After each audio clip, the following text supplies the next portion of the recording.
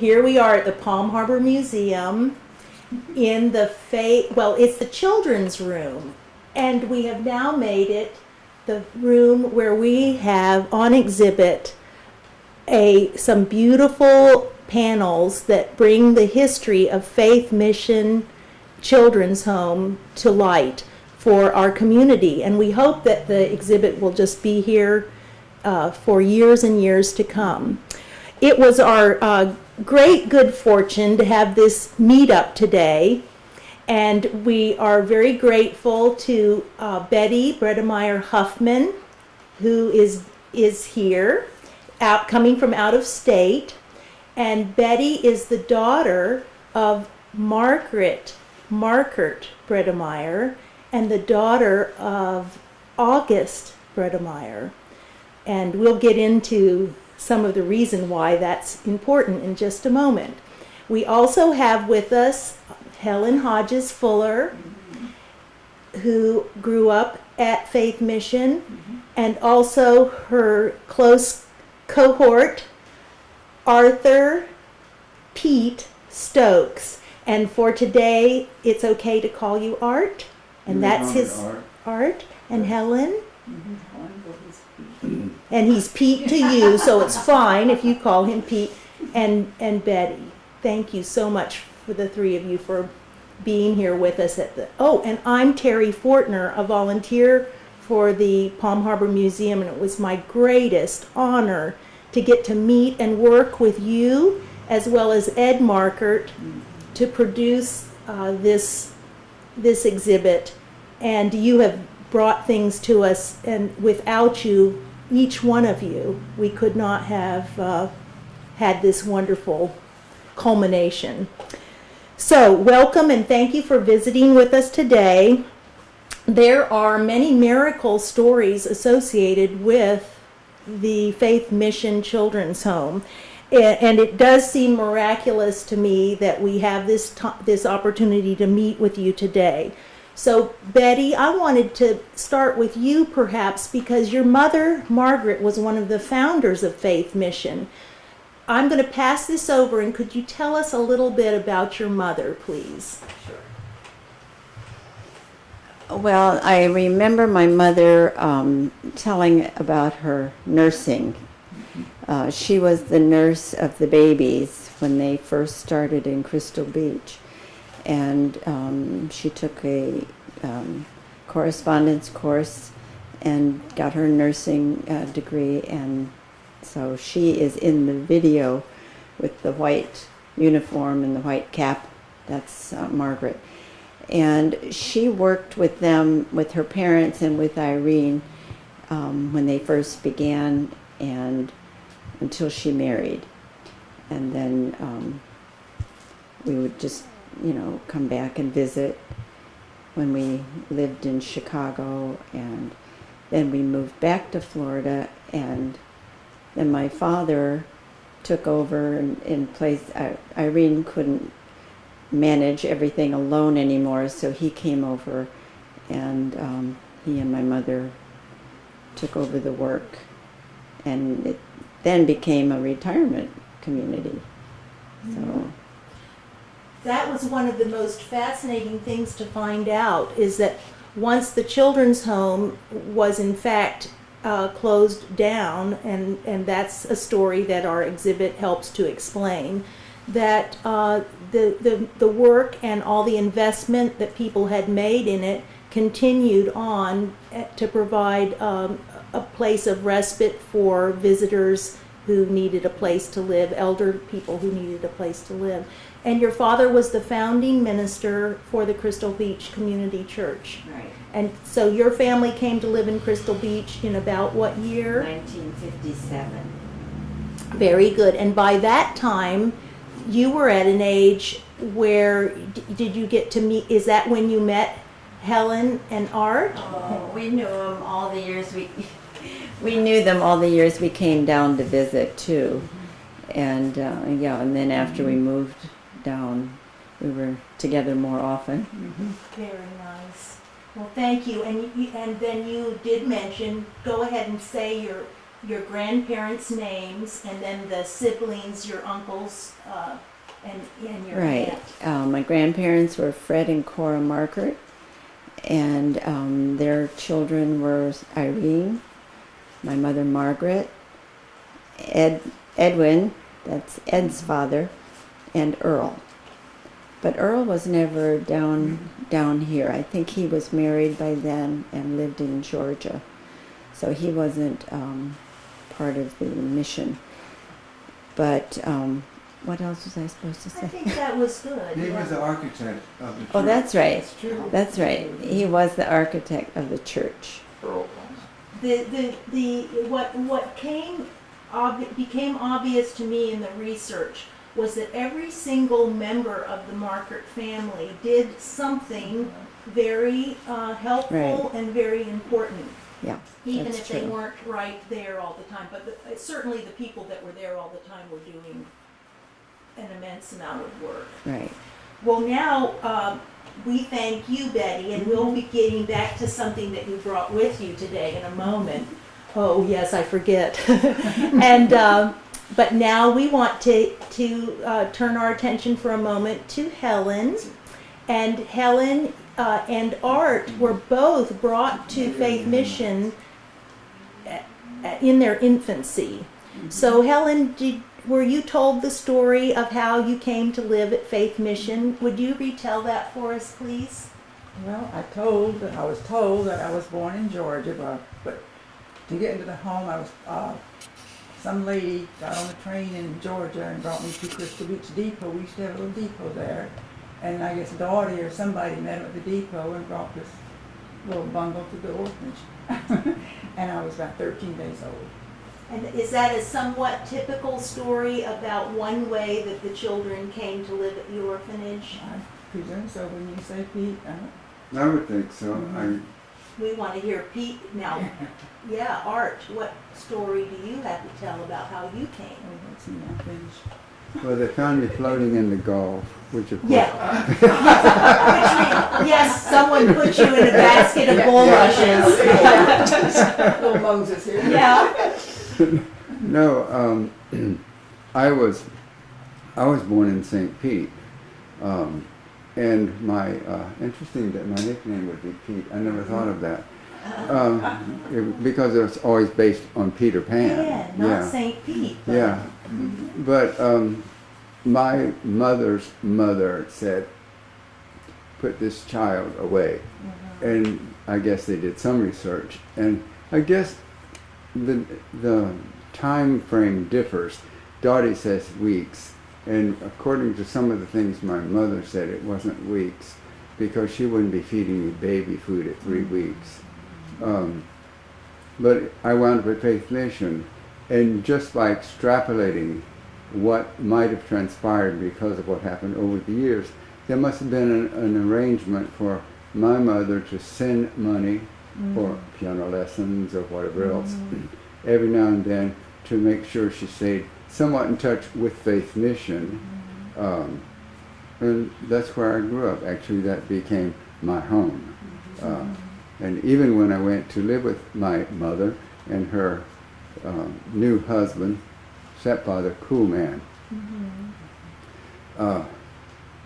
it never changed. Faith Mission was always my home, and the people that ran it were always my family, including Betty Earl and her sister. Yeah. And tell Betty Earl's sister's name, please. Margaret Ann. Margaret Ann. See, And I do the double names. We grew up calling them the double names. Yeah. Now she's Betty, and her sister became Marty. Oh, okay. But I never called her Marty. I always hung on to Margaret. and Yeah. Margaret. Well, that's beautiful. Thank you. I hope that the people who have the opportunity to listen to this realize that you grew up in a different time as far as the way that it was handled when children were not wanted or perhaps not able to be cared for in their birth families. And it had to be a difficult experience at the time in your lives when you became cognizant of this, and yet having spoken with you both and having read Art's beautiful account that he took the time to write, I salute each of you for overcoming. We all have something to overcome, and I think you've done a very beautiful job of that. I'd like to hear about how in the world, with a house full of children, and there were many children, we know at this time, not at one particular time on one census that we researched, it shows that there were 87 children at the home at one time. How did the days get organized in order to handle that? What was a typical day? From my remembrance, we got up, had breakfast, we went out to the park and played. We came back in, had lunch, went out in the park and played. We had supper, went home to bed. This was the beauty of the setting that they found in Crystal Beach on the waterfront with Live Oak Park right next to this previous Blue Heron Inn with what, 30 bedrooms or 30 rooms? 16 bedrooms, 32 rooms. He knows for sure.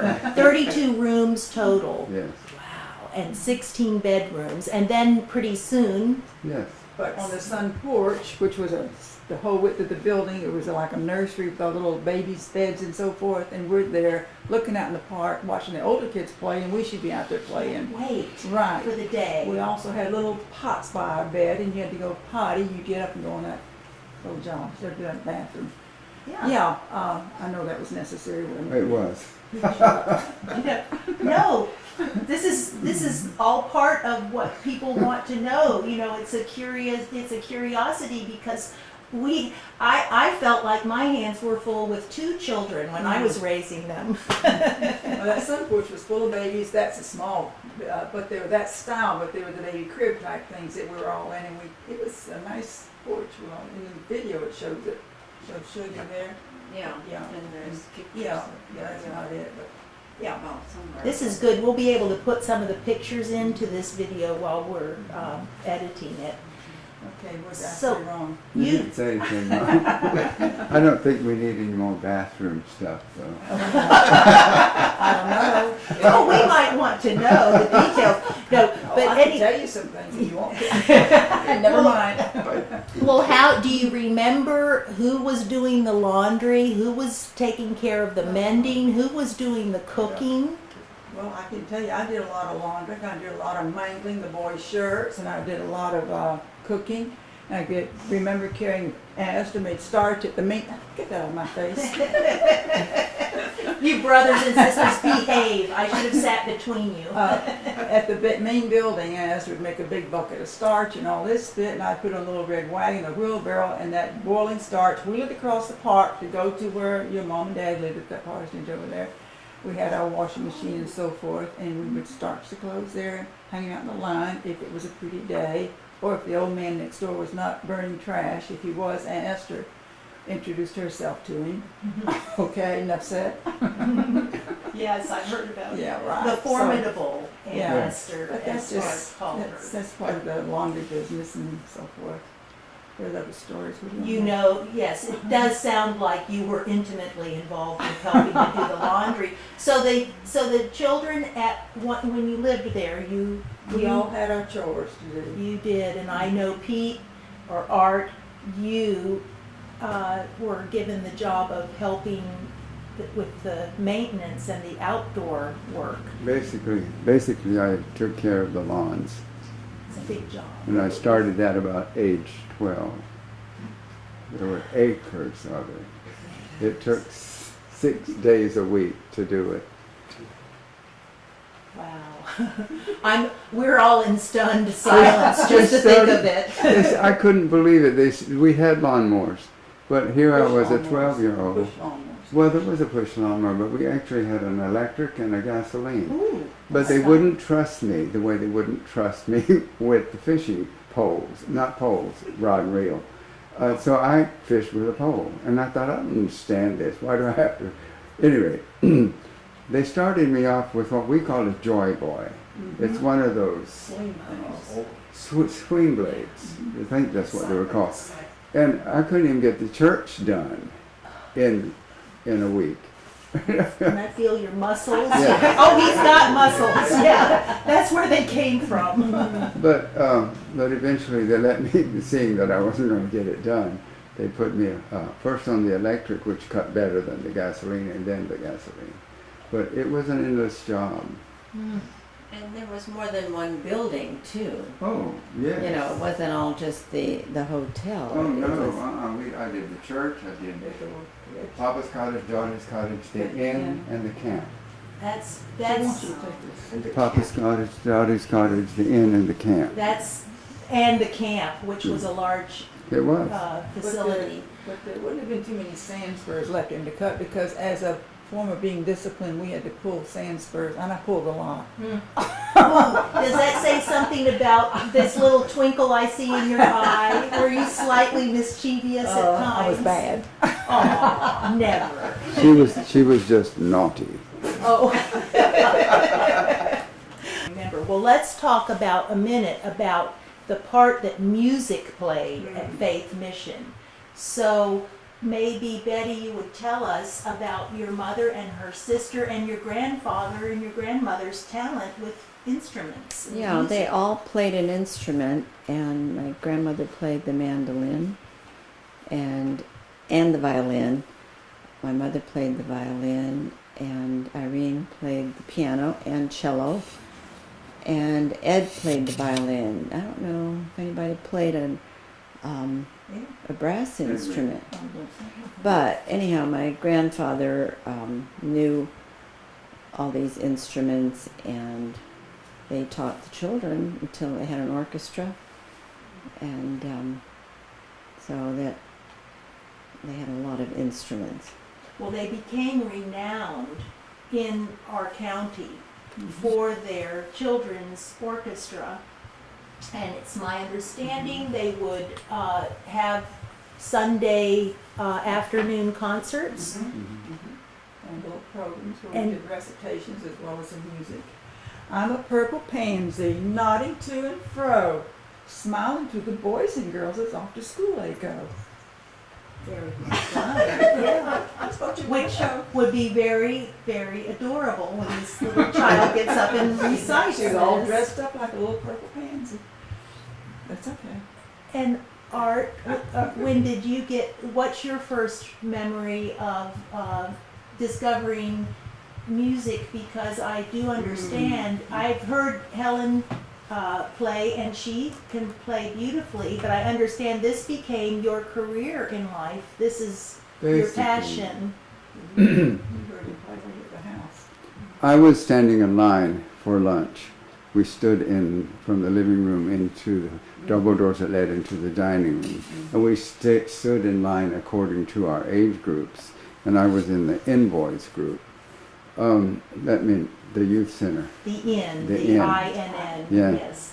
And Dottie came through and she said, "Does anyone want to learn to play the piano?" Well, I bounced up and down and said, me, because I was feeling that those of us who are my age were missing out, because all the older kids got to play instruments, got to put on pageants, got to do all this other stuff, and by the time I came along, it was like passé, meaning that I think somebody got tired of doing it. It was a lot of work for the adults So- as well, I'm sure. So Dottie signed about 3 or 4 of us up for lessons.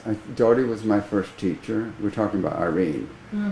Our nickname was Dottie for her because Jane Ann called her that. She couldn't say daughter, which is what we called her until Jane Ann came along.